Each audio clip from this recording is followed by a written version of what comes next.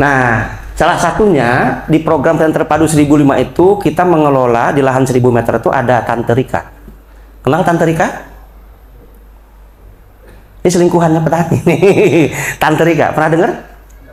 Tante Rika itu pertanian, peternakan, Hah? Serius banget ya kan? Tante Rika itu pertanian, peternakan, perikat. Jadi di lahan yang 1000 meter itu teman-teman ada pertaniannya, ada peternakannya, ada perikanannya, dan pengolahan limbahnya. Karena ada 4 hukum di 1005 yang mesti ditepati. Yang pertama, buat sebagus mungkin. Kedua, jual yang murah. Biasanya kan orang kalau ngomong organik kan ngomong mahal. Kita balik, organik itu harus murah supaya ada yang beli, ya kan? Supaya orang senang belinya dan kenang, Pak Rahman itu pertaniannya bagus, organik, murah lagi. Oh, carinya ke sana gitu. Jadi kita buat yang bagus di Pesantren 1005, jualnya nggak boleh mahal, harus yang murah. Yang kedua, jangan ada limbah yang terbuang. Limbah sayur jadi apa? Limbah pertanian, peternakan jadi apa? Limbah kolam jadi apa? Harus siklus itu berputar di 1005 itu. Karena kita belajar secara mandiri seperti itu. Supaya terjadi siklus, teman-teman. Kalau tidak terjadi siklus di pertanian, mahal ujungnya. Contoh, teman-teman bertani tanpa mau beternak. Bisa, tapi harus siap dengan resiko mahalnya. Pupuknya beli, oke? Karena tidak ada limbah yang bisa diolah untuk pertaniannya. Teman-teman hanya fokus di peternakan kok, boleh, tidak apa-apa. Harus siap dengan mahalnya. Apa? Beli pakannya dan sebagainya. Apalagi di saat-saat sulit pakan. Ada istilahnya sapi makan emas. Tahu sapi makan emas? Saking pakannya mahal, sulit. Emasnya petaninya dijual untuk beli pakan sapi, dan itu pasti akan terjadi seperti itu, ya kan? Lah, itu kalau tidak memadukan itu, jadi mahal. Apalagi tidak ada perikanannya. Tadi teman-teman, airnya susah, cuacanya nggak bisa diprediksi segala macam. Teman-teman tidak menampung air, hujan air mengalir begitu saja ke laut. Hujan airnya mengalir sampai ke laut, tidak jangan tampung dalam bentuk kolam. Katanya butuh air. Bisa dipahami? Tante Rika itu kudu ada pertanian, peternakan, perikanan, tetapi mengawalinya bisa memilih dari salah satu ini. Jadi paham ya? Nah, jadi salah satu pertanian di Terpadu 1005 itu, salah satu pertaniannya adalah lahan yang dikelolanya hanya 1000 meter. Hanya 1000 meter, khusus untuk pertaniannya hanya 300 meter. Sisanya adalah untuk ayam kampung, untuk puyuh, untuk bebek, ada kambing sedikit. Perikanannya ada lele, ada gurame, ada nila. Itu diatur sedemikian rupa 1000 meter, dengan sama dengan teman-teman punya toko hidup. Punya apa? Ketika teman-teman datang tetangga, Pak, ada telur puyuh? Ada. Mas, saya mau beli telur bebek? Ada. Mas, saya butuh ayam kampung? Ada. Mas, saya butuh sayur? Ada. Metik sendiri silakan. Bisa dipahami? Ya, tanpa mengecilkan pertanian jenengan yang sudah dilakukan besar. Ya, jenengan punya toko hidup. Selama ini kan toko itu kan mati, ya kan? Barang-barangnya. Sekarang mah, Pak, saya milih ayam yang itu. Gitu kan. Yang hidup tuh lincah banget. Wah, itu terjadi, teman-teman. Apakah pola ini sudah praktekkan? Sudah mempraktekkan terus berkali-kali. Dan ini bisa diterapkan oleh teman-teman.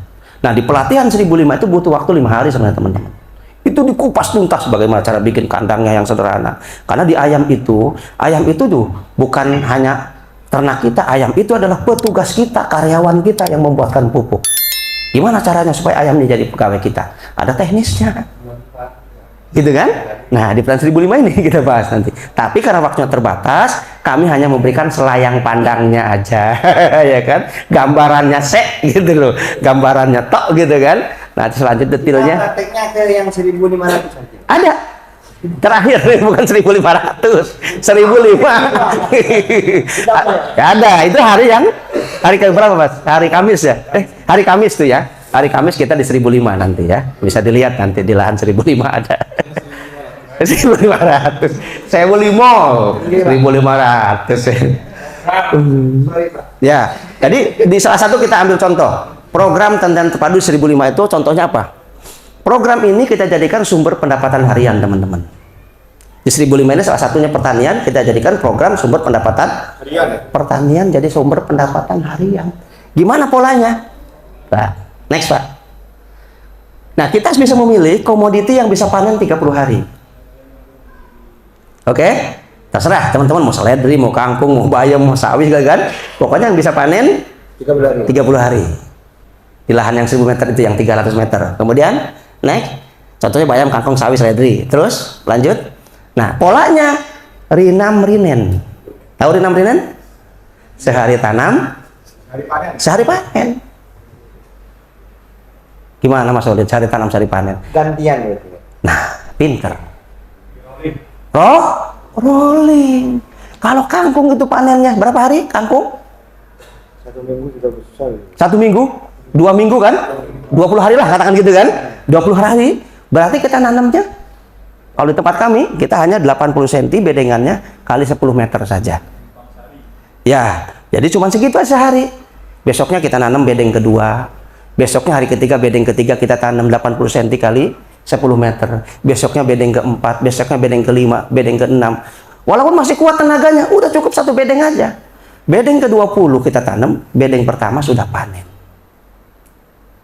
Ya kan? Sudah panen. Tanam kangkung aja sederhana. Yang paling mudah, tumbuh dan sebagainya. Contoh, jangan dibenturkan dulu, jualnya susah dan segala macam. Jangan dibenturkan dulu.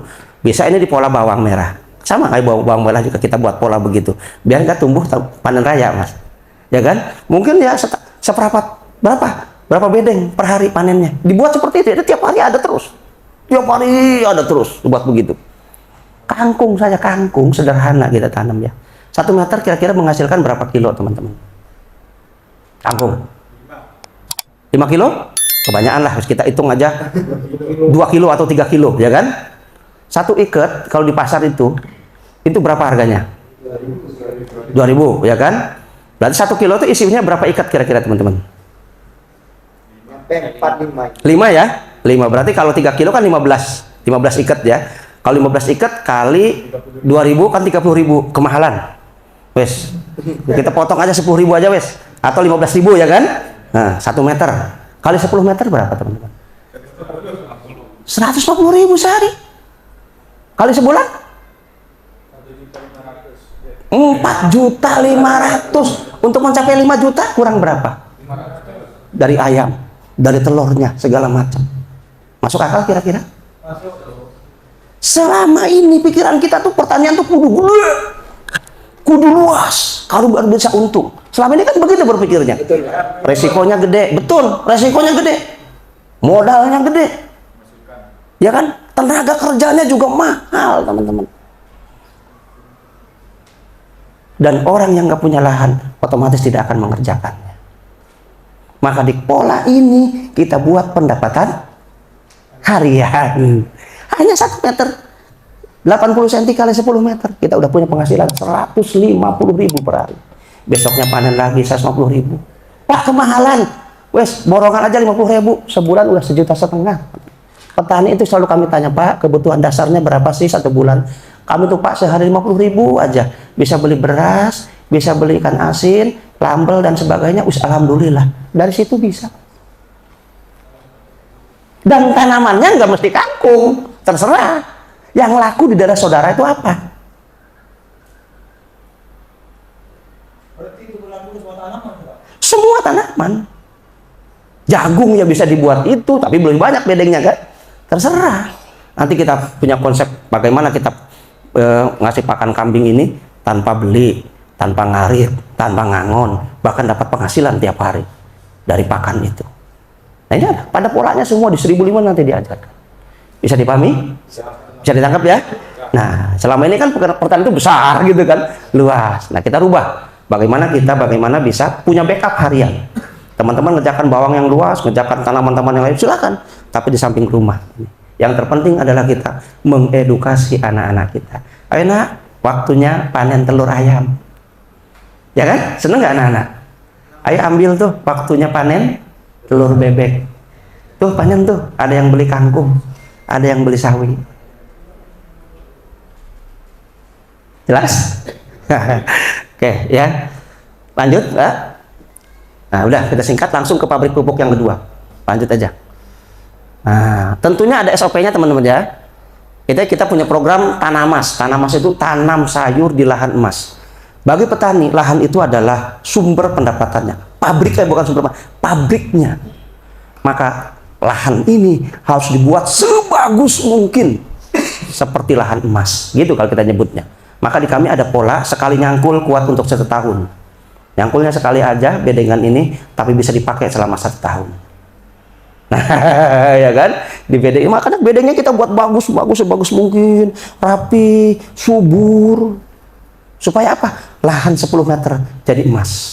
150.000 sehari. Ya enggak?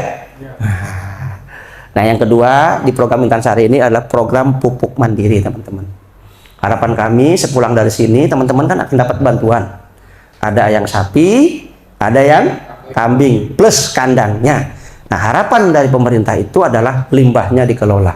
Nah, kami mau contohkan di sini bisa teman-teman belajar besok praktek hari kedua hari Selasa Rabu ya. Kita full di pabrik pupuk, baru hari keempatnya itu di 1005. Teman-teman akan belajar bagaimana membuat pabrik pupuk. Kira-kira menurut teman-teman membuat pabrik pupuk itu butuh lahan luas nggak? Enggak kan? Nah, di kita hanya 4 kali 6 meter aja pabriknya. Next Pak. Jadi ini kita hanya butuh lahan 4 kali 6 meter aja, tingginya 1 meter. Ini yang bagus, yang pakai tembok. Pak, kalau modalnya terbatas saya pakai terpal aja. Ada, nanti berkunjung ke yang paling murah gitu kan. Pak, semi permanen, ini terpal tapi ininya asbes. Ada gitu kan. Ada yang ini terpal, ininya bambu, ininya juga terpal. Ada yang begitu kan. Terserah, sesuaikan dengan keinginan dan ke modalnya, keadaannya masing-masing. Nah, dari 4-6 meter ini teman-teman, ini bisa hasil panennya mengcover 10 hektar. Proses pengolahannya maksimal 10 hari udah bisa dipanen semua. 5-10 hari itu udah bisa dipanen. Apa saja bahan yang ada di sini nanti akan kita bahas panjang di praktek. Salah satunya akan bicara yang ada di sini tuh kohe ayam pedaging 400 sak, ayam petelurnya 100 sak, kemudian urin sapinya 400 liter, urin kambingnya 100 liter. Itu diproses, difermentasi, ditambah dengan bahan-bahan khusus, maka keluarnya nanti yang padatnya kita nyebutnya NPK padat itu 500 sak.